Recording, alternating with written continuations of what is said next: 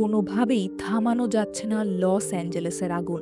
আগুনের তীব্রতার কাছে খানিকটা অসহায় হয়ে পড়েছে পৃথিবীর অন্যতম শক্তিশালী দেশ আমেরিকা।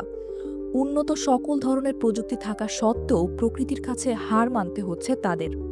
দেখে মনে হচ্ছে ফিলিস্তিনি শিশুদের চোখের পানি যেন আজ আগুন হয়ে ঝরছে আমেরিকায়।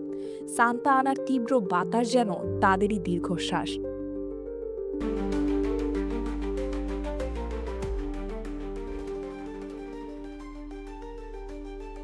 আগুনের লেলিহান শিখায় ভস্মীভূত এলাকা দেখে মনে হচ্ছে এ যেন যুদ্ধ বিধ্বস্ত এলাকা। এ যেন ফিলিস্তিনেরই প্রতিচ্ছবি। গাজাবাসীর আজকের এই করুণ দশার পেছনে বেশ ভালোই হাত রয়েছে আমেরিকার। ফিলিস্তিন ইসরায়েল যুদ্ধে আমেরিকা বরাবরই ইসরায়েলের পাশে ছিল। বোমার হাত থেকে বাঁচতে যেভাবে নিরীহ ফিলিস্তিনিদের এক কাপড়ে নিজের ঘর থেকে বেরিয়ে আসতে হয়েছিল, ঠিক তেমনটাই যেন ঘটছে লস অ্যাঞ্জেলেসের বাসিন্দাদের সাথে। দাবানলের আগুনে পুড়ে ছাই হয়ে গেছে লস অ্যাঞ্জেলেসের বাসিন্দাদের মিলিয়ন মিলিয়ন ডলারের সম্পদ, যার মধ্যে রয়েছে অনেক হলিউড তারকাদেরও ঘরবাড়ি। আগুন নিভাতে সক্ষম হতে পারেনি বাইডেন সরকার। একদিকে তো সম্পদ পুড়ে ছাই, তারই মধ্যে লুটপাটে নেমেছে কিছু দুর্বৃত্তকারীরা। লুটপাট থামাতে কারফিউ জারি করার পরও থামানো যায়নি তাদের।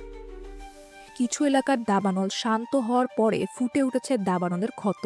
গত 7ই জানুয়ারি লস অ্যাঞ্জেলেসে 6টি দাবানল ছড়িয়ে পড়ে, যার মধ্যে 3টিকে এখনও নিয়ন্ত্রণে আনা সম্ভব হয়নি।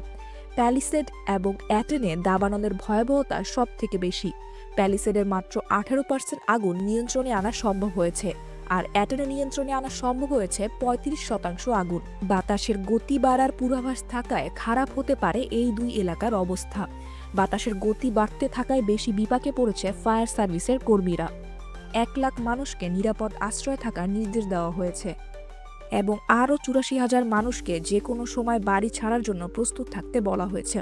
মৃতের সংখ্যা বেড়ে দাঁড়িয়েছে 25 জনে এবং পাওয়া যাচ্ছে না আরও 23 জনকে।